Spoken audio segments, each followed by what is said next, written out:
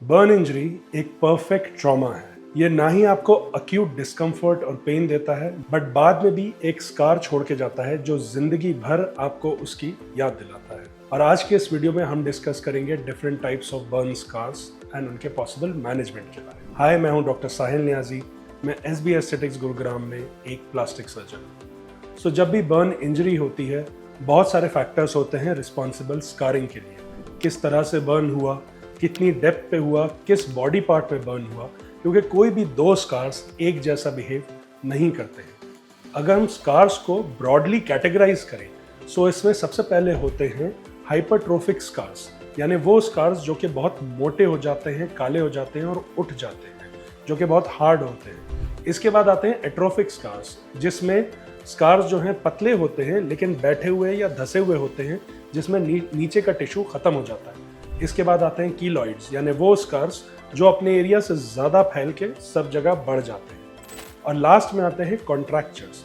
Contractures वो scar होते हैं जो जॉइंट के अक्रॉस होते हैं और जॉइंट के मूवमेंट्स को रिस्ट्रिक्ट करते हैं, आपके फंक्शन को जकड़ के रखते हैं और रिस्ट्रिक्ट करते हैं। सो इसमें फंक्शनल और एस्थेटिक दोनों ही एस्पेक्ट्स इन्वॉल्व होते हैं। अब अगर हम बॉडी पार्ट्स की बात करें, तो सबसे पहले आता है स्कैल्प। स्कैल्प पे जब भी बर्न इंजरी होती है तो इसमें एक स्पेशल बात है, वो है हेयर रूट्स का प्रेजेंट होना। सो अगर हम सुपरफिशियल बर्न्स हैं तो हेयर रूट्स हेल्प करते हैं क्विक हीलिंग में, लेकिन अगर डीप बर्न्स हैं तो इसमें हेयर रूट्स का लॉस हो जाता है और एक पैची बॉल्ड स्पॉट दिखता है जिसमें स्कारिंग होती है। सो ऐसे केस में एस्थेटिक नीड्स बहुत ज़्यादा इंक्रीज हो जाती है। इसके बाद आता है फेस। फेस में बहुत सारे एरियाज हैं, but most functionally significant areas होते हैं आईब्रोज, नोज, आईलिड्स और माउथ। वैसे तो फेस में ब्लड सप्लाई बहुत अच्छी होती है, उसकी हीलिंग काफ़ी क्विक होती है, लेकिन अगर बर्न इंजरी आईब्रोज में या आई एरिया में होती है तो उसकी वजह से स्कारिंग हो सकती है और स्कार जो है वो आपकी आईलिड का शेप डिस्टॉर्ट कर सकते हैं। सिमिलरली नोज और माउथ का शेप भी चेंज हो सकता है, और अगर नेक एरिया बर्न है तो आपका नेक एरिया रिस्ट्रिक्ट हो सकता है कॉन्ट्रैक्चर की वजह से, और आपको डिफिकल्टी हो सकती है खाने पीने में और बोलने में। इसके बाद आते हैं बॉडी पार्ट्स। बॉडी पार्ट्स की स्किन थिक होती है, वो अच्छी हील तो करती है, लेकिन उसमें हाइपरट्रोफिक स्कार्स और कॉन्ट्रैक्चर्स जो बर्न इंजरी जॉइंट के अराउंड होती है वो बनने की टेंडेंसी काफ़ी ज़्यादा होती है, जिससे आपके हाथ रिस्ट्रिक्ट हो सकते हैं, आपकी फिंगर्स रिस्ट्रिक्ट हो सकती हैं, ओवरऑल आपकी फंक्शनैलिटी कॉम्प्रोमाइज़ हो सकती है। सो बर्न इंजरी में सबसे इंपॉर्टेंट है समझना कि स्कारिंग कैसे होती है। जब भी कहीं इंजरी होती है तो उसके बाद वहाँ पर नॉर्मल टिश्यू नहीं आता है, वहाँ पर होता है स्कार टिश्यू, जो कि फाइब्रोटिक टिश्यू होता है। और स्कार टिश्यू कॉन्ट्रैक्ट करता है अपने आप में और साथ में खींचता है आसपास के एरिया को।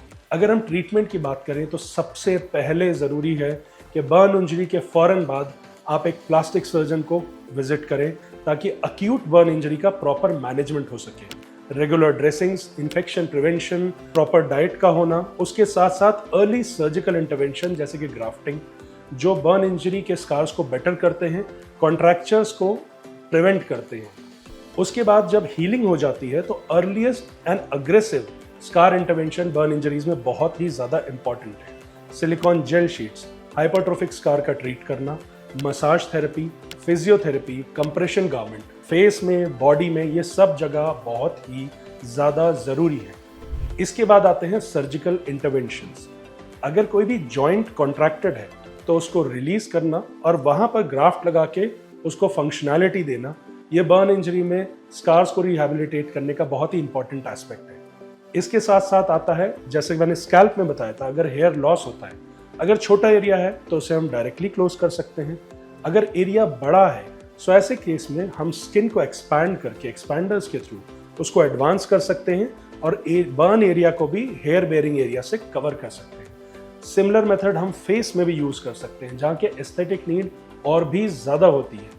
नेक में एक्सपैंडर यूज़ करके हम फेशियल एंड नेक स्कार्स को ठीक कर सकते हैं, चीक स्कार्स को ठीक कर सकते हैं।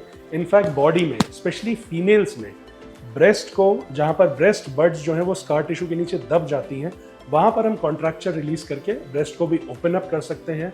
एब्डोमेन एरिया में, प्यूबिक एरिया में जो स्कार्स होते हैं, उन्हें एक्सपैंडर्स के थ्रू हम रिमूव करके और नॉर्मल स्किन को वहाँ पहुँचा सकते हैं और स्कार्स को बेटर बना सकते हैं। सो बर्न इंजरी के जो स्कार्स हैं वो लोकेशन के हिसाब से, किस तरह का बर्न है, कितनी ड्यूरेशन हो चुकी है, इन्फेक्शन हुआ या प्राइमरी मैनेजमेंट कैसा था, इन सब पे डिपेंड करता है। बर्न स्कार्स में बहुत ज़रूरी है अर्ली एंड एग्रेसिव इंटरवेंशंस, क्योंकि ये सिर्फ स्किन डीप नहीं होते हैं, ये आपकी फंक्शनैलिटी, मूवमेंट को भी अफेक्ट करते हैं एस्थेटिक्स के साथ।